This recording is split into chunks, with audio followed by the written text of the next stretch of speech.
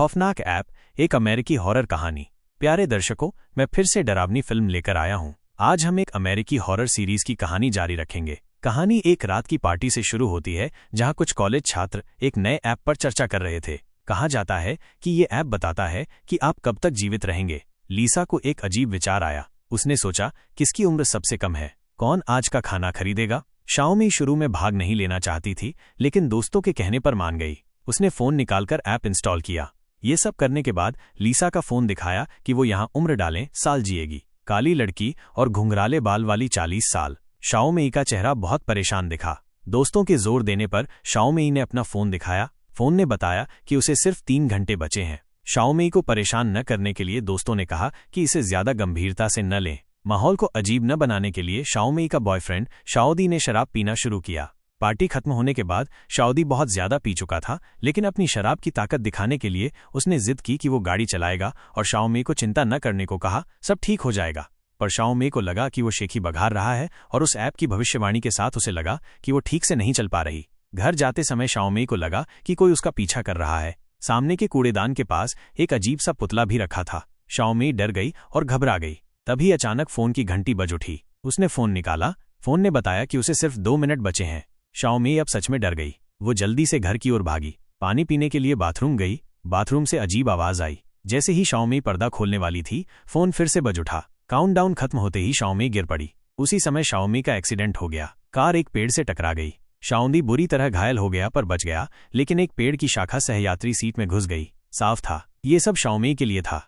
अगले दिन शाओदी अस्पताल में था। अपनी गर्लफ्रेंड की मौत से वो बहुत दुखी था। नर्स गोरी बहन इस समय चली गई। जियोदी ने उसे सॉफ्टवेयर के बारे में बताया। उसने कहा कि ये मृत्यु समय की भविष्यवाणी कर सकता है। उसने कहा कि उसकी दोस्त शियाओमी एक जीवंत उदाहरण है। जियोदी ने कहा कि वो ज्यादा नहीं जिएगी। उल्टी गिनती ने कहा कि उसके पास घंटे बचे हैं। गोरी बहन ने जियोदी को सांत्वना दी, कहा कि ये सिर्फ कुछ बोरिंग लोगों का सॉफ्टवेयर हो सकता है। जियोदी को इसे गंभीरता से नहीं लेना चाहिए। जब जियोदी वार्ड जा रही थी, उसने कांच से देखा। एक काला आदमी उसके पीछे खड़ा था, पर जब जियोदी मुड़ी, पीछे कुछ नहीं था। अगले पल एक काली छाया उड़ गई। दर्पण भी टूट गया। जियोदी डर गई। वो बेंत लेकर सीढ़ी में छिप गई। लेकिन तभी दरवाजा जोर से बजा।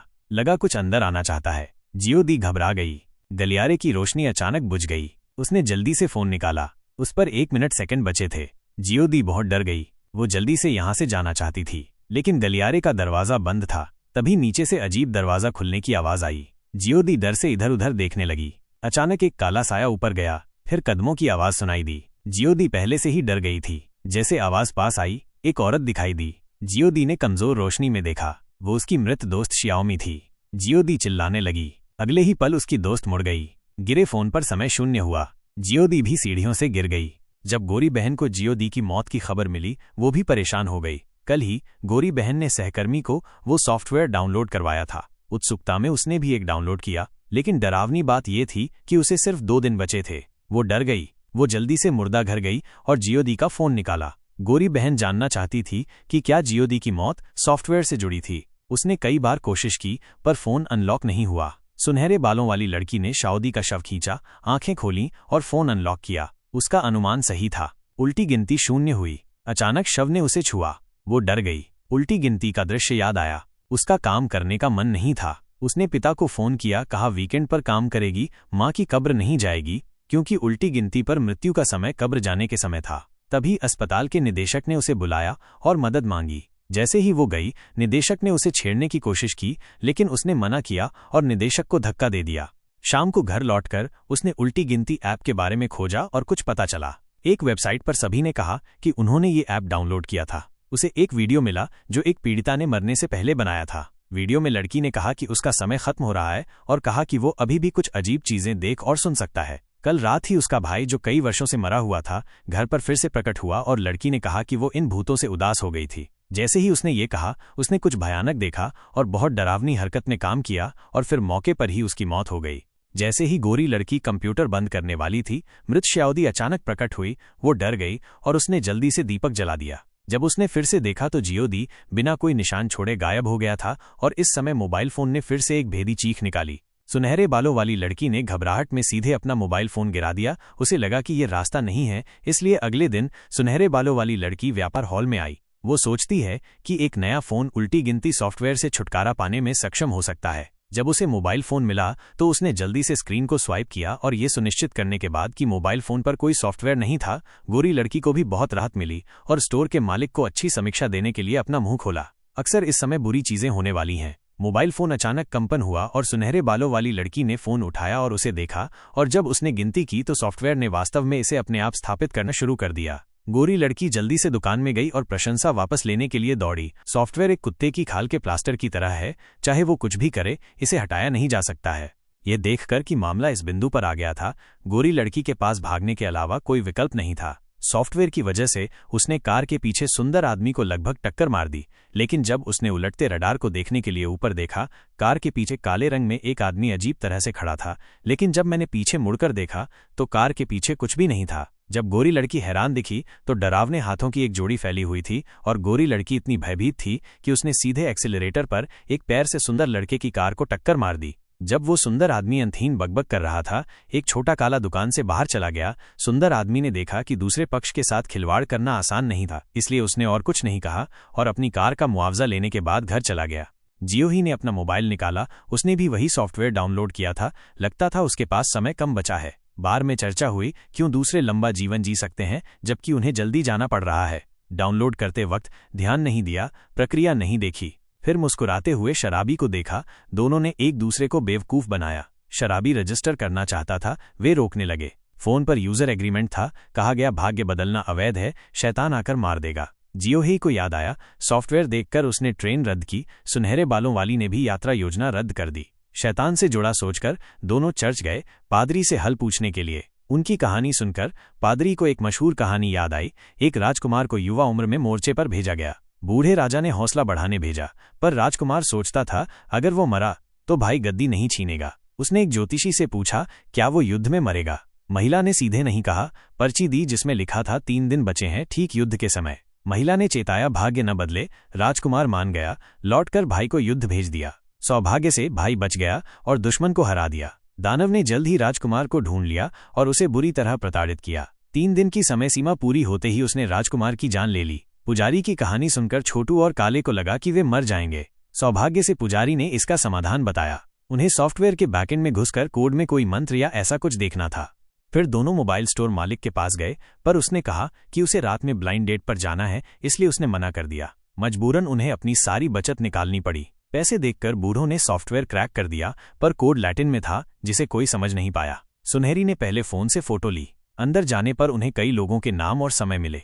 लगता था कई लोगों ने सॉफ्टवेयर डाउनलोड किया था, यहाँ तक कि सुनहरी की चचेरी बहन का भी नाम था जिसका जीवन काल उससे 2 मिनट कम था।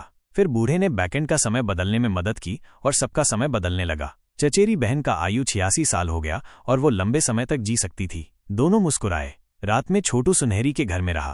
पहले वो जमीन पर सोया, पर आधी रात को कमरे का दीपक टिमटिमाया और सुनहरी सपने से जागी। वह छोटू की बाहों में थी पर कुछ नहीं बोली। तभी दरवाजे के बाहर एक परछाई दिखी और छोटू ने दरवाजा खोलकर अंदर देखा। ये ठीक नहीं था। सुनहरी ने फोन निकाला तो सॉफ्टवेयर का समय कम होने लगा और फिर पहले जैसा हो गया। छोटू का समय भी सही हो गया, पर चचेरी बहन ने अजीब आवाज सुनी। उसके फोन की घंटी बजी। वह उठाने ही वाली थी कि किसी ने कंधे पर हाथ रखा, पर पीछे कोई नहीं था। वो बिना सोचे कमरे में लौट आई और सॉफ्टवेयर खोलने पर उसका समय भी तेजी से घट रहा था।